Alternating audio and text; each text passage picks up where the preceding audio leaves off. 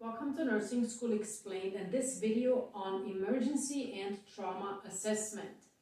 Now when it comes to emergency and trauma assessment, we always have to make sure that we first of all triage the patient correctly and assign them an appropriate emergency severity index, but you can watch the details about that in my other video about triaging.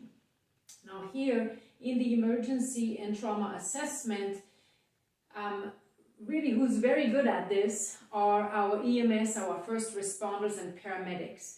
And when it comes to especially trauma assessment, a lot of acronyms are used. So this video is heavy in acronyms. And really all you have to do is remember the letters of the alphabet, because we go from A through I, and then we have some L through P as well here. And for emergency and trauma assessment, we always do the primary survey first and then move on to the secondary survey. So in the primary survey, we always start with our airway and C-spine. So this is particularly important if this is a patient who was in some sort of a traumatic event, whether it was a motor vehicle crash or maybe a fall off a high building. Anything where we suspect that there could be a neck injury, we always have to make sure to stabilize their cervical neck, because as we know, the nerves from the C-spine control the breathing. And if there was an injury that may be incomplete and we don't stabilize their C-spine, we might cause more injuries and now the patient might be paralyzed. So C-spine stabilization is always super important, and most likely the patient will already arrive on a backboard with a neck brace on that the first responders have already applied. Now with this airway and C-spine in the A category still, usually there are 4 categories, and again this acronym AFPU applies. So this is a brief, very brief assessment of the patient's neurologic status. Are they alert?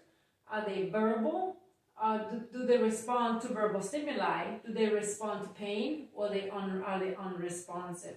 So depending on where they are, alert of course being the least critical and then unresponsive being the most critical. And the most important part here is if we identify an abnormality within their airway, so maybe now the patient is unresponsive and they're unable to maintain an open airway, then we have to intervene. The B, anything else does not matter. We have to intervene when we find an abnormality. Just like you learn in basic life support, right? If the patient is not breathing, you give them rescue breaths before starting CPR or depending on the scenario. So keep that in mind here. Now under B for breathing, that refers to really the ventilation. So that would be the movement of the chest. We would assess their breathing rate, their pattern, the chest movement. Is it symmetrical? Is it asymmetrical? Is there any obvious trauma to the chest area? Again, if we find an abnormality here, so if we maybe find asymmetrical chest movement, maybe because of a hemo or pneumothorax, we have to intervene right here before even worrying about the circulation. Now C stands for circulation and control the bleeding. And the way that we do this is we assess for central pulses, and those are either the carotids or the femoral pulses, because it might be difficult to obtain a peripheral pulse such as a radial pulse. Typically, if the patient's blood pressure is 80 or below, you might not be able to assess a radial pulse because it might be so weak. So we need to get more to the central circulation and assess the carotids and femoral pulses to see how they're doing in terms of their circulation. And as always with circulation, we want to look at the patient's overall skin, color, moisture, temperature, capillary refill. So those would be the things that fall into the circulation here. And of course, if there is hemorrhage, if the patient had an injury to an artery and now blood is gushing out of them, we want to control the bleeding by applying manual pressure to that site. D stands for disability. And that really entails their neurological evaluation, including a Glasgow Coma scale. So make sure that you're familiar with how to categorize a patient here, as well as their pupillary assessment. Because now if this was a patient with a traumatic head injury, we might be able to see differences in the pupil dilation or responsiveness in general from one side to the other, and then evaluate and go from there. E stands for exposure and environment. So exposure means that we have to expose the patient. So we have to cut off all their clothing to see what all injuries we're dealing with, because we might not have seen their laceration on their forearm if we wouldn't get the clothing off. So exposure is very important. And then environment, the environmental control. Trauma patients suffer greatly from hypothermia. So if the ambient room temperature is too cold, they typically have bad outcomes. So we need to make sure we keep the patient nice and warm, cover them with warm blankets, maybe even bump up the temperature in the room to control the environment. So this ABCDE completes the primary survey.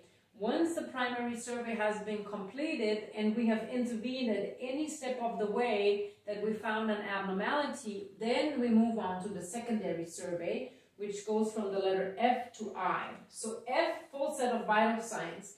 So we've already assessed the patient at great length here. We haven't even taken a full set of vital signs. The circulation assessment here does not include assessment of heart rate and blood pressure. It's just to control obvious bleeding by assessing the central pulses and skin color. So F, full set of vital signs, and then family presence. And that depends on where you work, if they allow or do not allow family presence during an exam like this, because it can be very traumatic for the family, and then maybe they have an emotional outburst, or maybe they faint, and now you have two patients to deal with. So depending on the situation and your policy, just make sure that you are aware of this. G stands for give comfort measures or get monitoring devices. And the get monitoring devices continues here in our LMNOP. So monitoring devices, or really diagnostic studies, would be any kind of lab studies that we at this point draw. Monitors, so put the patient on the cardiac monitor. NG or OG tube, specifically so if the patient needed to be intubated up here, because now we need to decompress their stomach and prevent aspiration. We need to put them on O2 if we haven't already done that, but if they're intubated, we might need to monitor the end-tidal CO2, the capnography. And then P is for pain control, which kind of goes along with give comfort measures here. And we want to be very careful here, because we know that narcotics, opioids, benzodiazepines might affect the patient's mental status. So depending on what we found up here in our primary survey in terms of their disability, and maybe if there's a head injury, we might not want to give them opioids that will decrease their level of consciousness, so we can detect any changes that might occur that are due to their injury rather than the narcotics that we provide for the patients. H stands for head-to-toe assessment and the patient's history. So head-to-toe assessment, now again we start at the head, just like you're used to in your head-to-toe assessment. You start at the head, you look for any injuries, any bleeding, scratches, bruises, open fractures, lacerations, anything that you can find here. And again, you go in this very methodical way from head to toe. And then history. So important things of the history are, if this is a traumatic event, what kind of traumatic event was this? If this, let's say, was a motor vehicle collision, was it a head-on collision? How fast were they driving? Did the airbags deploy? Did they wear a seatbelt? How many other people were injured? What's the damage to the car? There's a lot of history that needs to come from the pre-hospital providers that are very important for us to know to determine the patient's extent of the injuries. And then for I is inspecting the posterior surfaces, because remember that most likely the patient will be on a backboard and with a neck brace, and if we do the head-to-toe survey, we've only looked at their front side. So now we need to make sure we get the team to log roll the patient to their side while maintaining the C-spine stabilization and look at their back, because maybe they have an injury to their kidneys, maybe there's some bleeding, maybe there's an obvious deformity to their spine, maybe there's some stool incontinence that we haven't seen yet. So it's very important to complete the assessment to also inspect the posterior surfaces. So this concludes the secondary survey. So really A, B, C, D, E, F, G, H, I. And then of course there will be frequent reassessments, because the patient now might need to go for a CAT scan. we've already sent labs and probably get some basic x-rays that we can do at the bedside. But now we need to accompany the patient to the CAT scan and then bring them back and reassess them. If they were intubated, maybe reevaluate that chest x-ray for tube placement, assess their breathing. If we've placed them on a ventilator, maybe get some ABGs. So this is a continuous process that we need to make sure we care for these patients in the appropriate fashion. And keep in mind that at any time, if we detect an abnormality, we have to intervene before we move on, particularly so in this primary survey. So thank you for watching this video here on Nursing School Explained about emergency and trauma assessment.